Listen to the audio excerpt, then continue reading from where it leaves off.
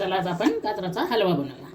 गाजर किसून घेतले, काजू बदाम, दूध, साखर आणि तूप। आता आपण हलवा बनवू। 2 चमचे तूप घालू, हलवा टाकायचा किसलेला।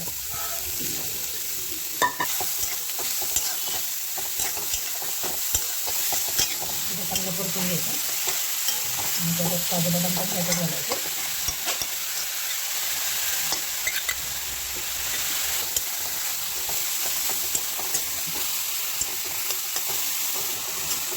आता आपण चांगलं परतून घेतलं त्याला। आता आपण दूध घालायचं।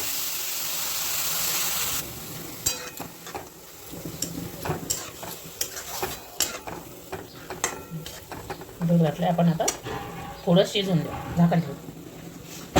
10 मिनिटं आपण त्याला शिजून देऊ।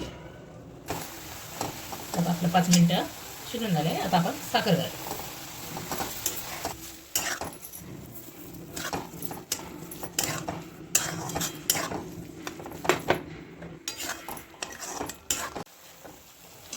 आता आपण काढून घेऊ। तर आपला गाजराचा हलवा तयार झाला। या खायला।